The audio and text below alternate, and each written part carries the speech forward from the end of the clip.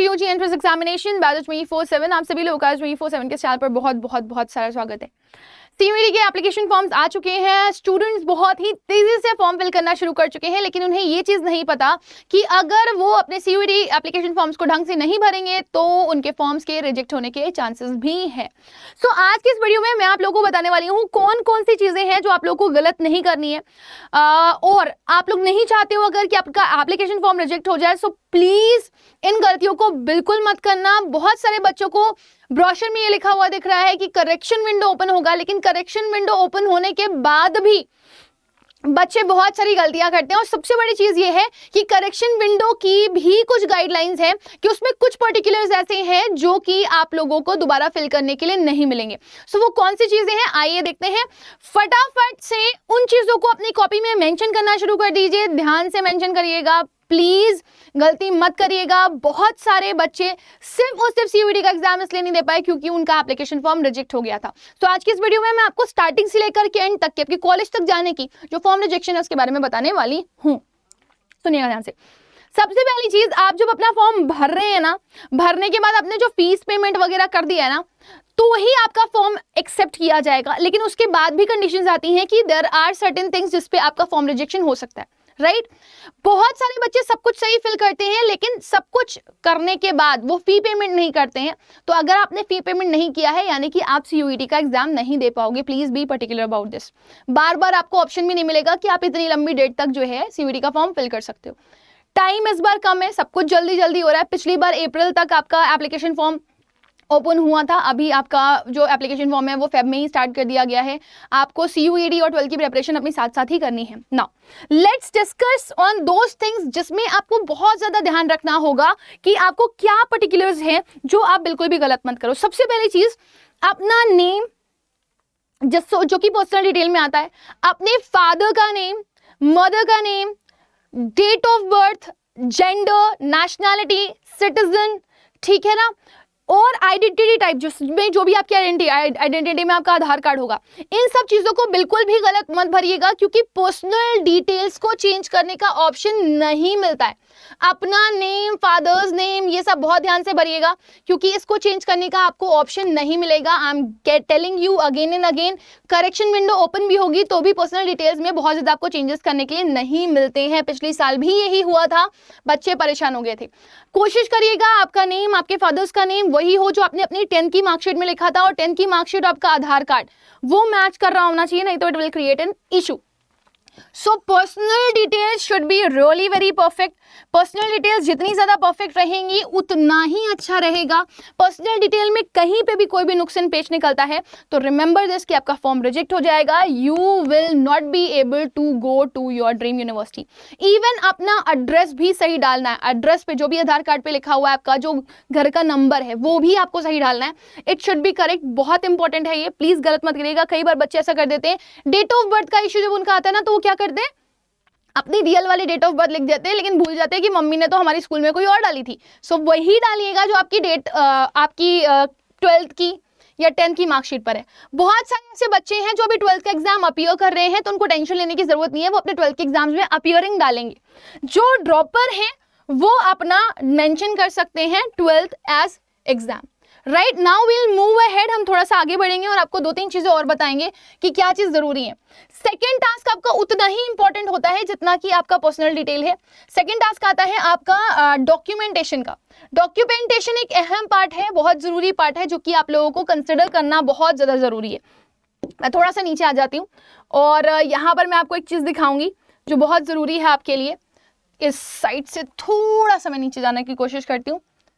Yes, देखिए, document upload, आपके पास आपके सारे डॉक्यूमेंट्स अवेलेबल होंगे। 10th की मार्कशीट होगी, 10th का सर्टिफिकेट होगा, आपका आधार कार्ड सही होना चाहिए, साथ ही साथ में आपका कोई ना कोई कैटेगरी सर्टिफिकेट भी होगा। आप ओबीसी एनसीएल से बिलोंग करते हो, एससी से बिलोंग करते हो, जनरल कैटेगरी में थे लेकिन अभी ईडब्ल्यूएस से बिलोंग करते हो, ये सब चीजें भी होंगी। सो प्लीज उस चीज का ध्यान रखिएगा।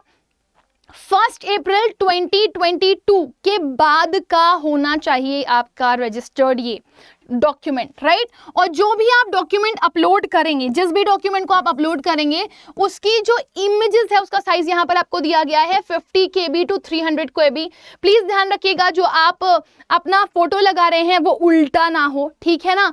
बैकग्राउंड आपको प्रॉपर चाहिए होता है, उसमें स्पेसिफिकली मेंशन किया गया है, आप देख सकते हो यहाँ पर क्लियरली मेंशन किया गया है, the size of the scan copy of certificate should be in PDF में होना चाहिए और 50 KB से 300 KB के बीच का होना चाहिए।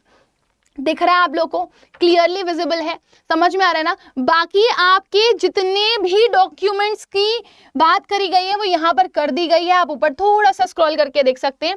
ये देखिए यहाँ पर देखिए स्पेसिफिकली सब कुछ लिखा हुआ है। यहाँ पर medium of test paper subject 7 visible if test paper subject 7 is domain specific. ये सारी चीजें आपको अच्छे से मेंशन होनी चाहिए, जो चीजें बोल रहा है। Test paper subject 8 select from drop down, सब कुछ मेंशन किया हुआ है उसने।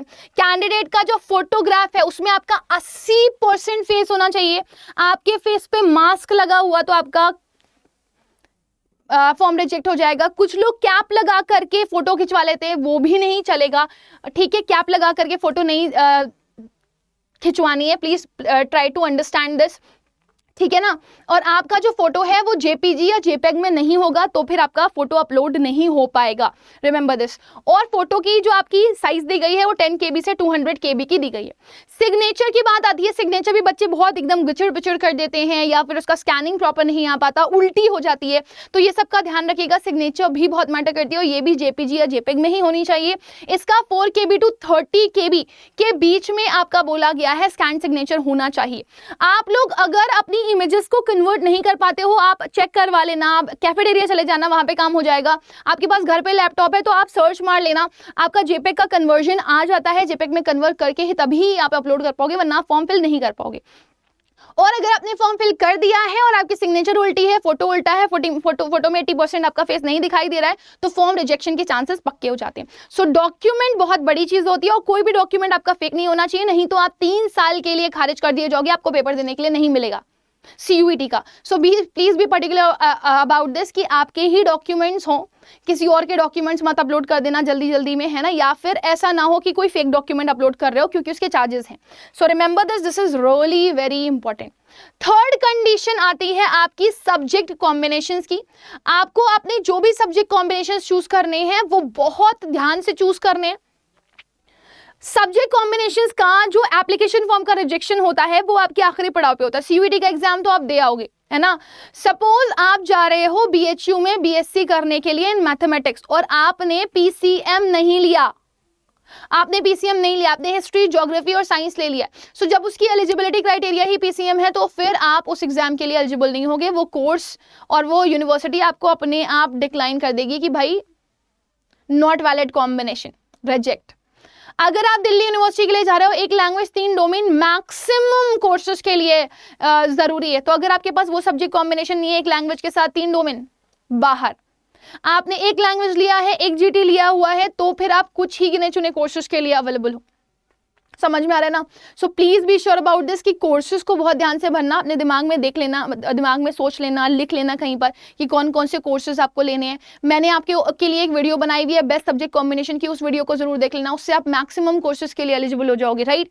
और वो कोर्स जरूर फिल करना जिसके लिए आप जाना चाहते हो, वो यूनिवर्सिटी CUET फॉर्म में जरूर फिल करना जिसके लिए आप जाना चाहते हो, क्योंकि अगर आपने यूनिवर्सिटी फिल नहीं करी और आपने वो कोर्स फिल नहीं कराना तो आप आगे चाहे जितनी नाक रगड़ते जाओ, ना ही आपको यूनिवर्सिटी दोबारा से ऐड करने का मौका मिल पाएगा और ना ही आपको कोर्स दोबारा से ऐड करने का मौका मिल पाएगा। So please be particular about this. Window correction के लिए आपको पैसा पे करना पड़ता है, तो विंडो करेक्शन का बार बार वेट मत करें, बार बार पैसे अपने क्यों वेस्ट कर रहे हैं। एक बार काम करिए, सही से करिए, 10 बार अपने पैसे मत वेस्ट करिए, क्योंकि करेक्शन विंडो के साथ साथ आपको थोड़ा अमाउंट भी पे करना पड़ता है, तब जाकर के आप चीजों को करेक्ट कर पाते हो, राइट।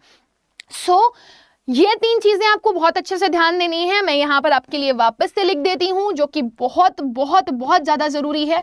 सबसे पहली चीज आपकी personal details, it should not be wrong, बहुत इंपॉर्टेंट है। मैच करनी चाहिए आपकी आधार कार्ड से और आपके 10th की मार्कशीट से। सेकंड है आपके डॉक्यूमेंट अपलोड, KB चेक कर लेना, उसका बहुत ज़्यादा ज़रूरी है, ठीक है। अपना जो भी सर्टिफिकेट लगा रहे हो उसकी डेट चेक कर लेना, डेट ऑफ रजिस्ट्रेशन कब का होना चाहिए, वो बहुत इंपॉर्टेंट है, 1 अप्रैल के बाद का होना चाहिए। उल्टा इमेज अपलोड ना हो, इसका ध्यान रखना है, बहुत इंपॉर्टेंट है। साइन भी उल्टी ना हो, फोटो में 80% आपका चेहरा जरूर से जरूर आ रहा हो। और तीसरी पार्ट है, अपने सब्जेक्ट कॉम्बिनेशंस को बहुत ध्यान से भरिएगा, कोर्सेज और यूनिवर्सिटीज को जरूर से जरूर चूज करिएगा, बहुत इंपॉर्टेंट है। अगर ये 3 काम आपने नहीं किए तो आपके फॉर्म्स रिजेक्ट हो सकते हैं। सो प्लीज ऐसा कोई भी काम मत करें कि आपका फॉर्म रिजेक्ट हो जाए। पढ़ाई करते रहें, जिस भी कोर्स के लिए आप जाना चाहते हैं और जिस भी यूनिवर्सिटी के लिए जाना चाहते हैं उसमें जो भी सब्जेक्ट कॉम्बिनेशन है, यूनिवर्सिटीज पर जाकर के जरूर से जरूर चेक करिए। CUET.summer.ac.in पे चले जाएंगे, वहां पर आपको यूनिवर्सिटीज पे जाना है। आप चेक कर लें BHU में जिस कोर्स के लिए आप जाना चाहते हैं वो कोर्स अवेलेबल है कि नहीं है। आप चेक कर लें कि आप दिल्ली यूनिवर्सिटी में जिस कोर्स के लिए जाना चाहते हैं वो अवेलेबल है कि नहीं है। उसके बाद ही फॉर्म फिल करिएगा, प्लीज जल्दबाजी मत करिए। जल्दबाजी जितनी करेंगे उतनी आप बेवकूफियां करेंगे। मुझे पता है बहुत सारे बच्चों के एग्जाम सर पे लगे हुए हैं, इसलिए वो जल्दी जल्दी निपटाना चाह रहे हैं हर चीज को। सो किसी चीज में जल्दबाजी मत करिए, जल्दी का काम शैतान का होता है। और ऐसा ना हो जिस चीज पर आपका करियर टिका हुआ है वो ही बर्बाद हो जाए, राइट। आपको एक ही बार का मौका मिल रहा है CUET का एग्जाम देने के लिए, अभी तक कोई इन्फॉर्मेशन नहीं है कि दोबारा होगा दिसंबर में पेपर या नहीं होगा। Getting my point no? So आपको उसको ध्यान रखना है, please be particular about that. अगर आप चाहते हो कि आपका कोई भी समय बर्बाद ना हो, अगर आप चाहते हो कि आपका कोई भी लॉस ना हो, सो आप इन चीजों को जरूर से जरूर ध्यान रखोगे। बाकी आप पढ़ाई कर रहे हो, अड्डा 24/7 आपके साथ है। अगर आपको नहीं पता कि आपको प्रेपरेशन अपनी कहाँ से करनी है, आप सीधे जाइए अपने प्ले स्टोर से डाउनलोड करिए अड्डा 24/7 की ऐप। अड्डा 24/7 की ऐप पर अपना कोर्स सिलेक्ट कर लीजिए, अंडरग्रेड में जाकर के CUET। उसके बाद सीधे स्टोर पे जाइएगा, स्टोर में ऑप्शन चेक करिएगा, ऑल कोर्सेज पे जाकर के अंडरग्रेड एग्जाम पे जाकर के CUET पे जाइएगा। आर्ट्स के लिए प्रिपेयर कर रहे हो, आर्ट्स है। साइंस के लिए प्रिपेयर कर रहे हो, साइंस है। कॉमर्स के लिए प्रिपेयर कर रहे हो, कॉमर्स है। खाली इंग्लिश GT के लिए प्रिपेयर कर रहे हो, इंग्लिश GT भी है। तो जो कोर्स आपको चाहिए वो आपके पास अवेलेबल है। सपोज आप कॉमर्स के लिए अवेलेबल हो या कॉमर्स के लिए प्रिपेयर कर रहे हो, आपके पास ये बैच है CUET टॉपर्स बैच समर्थ का, है ना। तो यहाँ पर आपका ये बैच है 5999 का। लेकिन आप सोचो कितने फायदे यहाँ पे, लाइव सेशंस मिल रहे हैं। मान लो लाइव नहीं देख पाते हो, बीच में बोर्ड एग्जाम पड़ गया, रिकॉर्डेड सेशंस मिल रहे हैं। 9 महीने तक आपके पास ये रिकॉर्डिंग्स रहेंगी। टीचर्स के हैंड रिटन PDF नोट्स मिल रहे हैं। आपको बुक के मोटे मोटे टेक्स्ट पढ़ने की जरूरत नहीं पड़ेगी, सिर्फ गिना चुना टॉपिक्स पढ़ लो और गिने चुने जो भी नोट्स हैं टीचर्स के वो पढ़ लो। आपके सीनियर्स को ऑलरेडी आपके टीचर्स आपकी मंजिलों तक पहुंचा चुके हैं। चौथी जो इंपॉर्टेंट चीज है वो बहुत ज्यादा जरूरी है बेटा, वो है आपकी ई बुक्स में से आप पीछे के क्वेश्चंस प्रैक्टिस करो और साथ साथ में मॉक टेस्ट देते रहो ताकि आपकी स्पीड और एक्यूरेसी बढ़ती रहे। तो सब कुछ आपको यहाँ पे मिल रहा है, आपको 10 जगह भागने की जरूरत नहीं है। आपको डाउट सेशंस भी मिलेंगे, आपको काउंसलिंग्स भी मिलेंगी।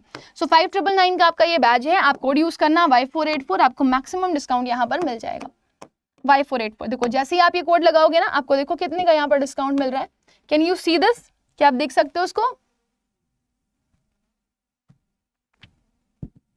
ये देखिए, दिस कोर्स इज ऑफ 5999। ये कोर्स है आपका 5999 का, बट आपको कितने का मिल रहा है?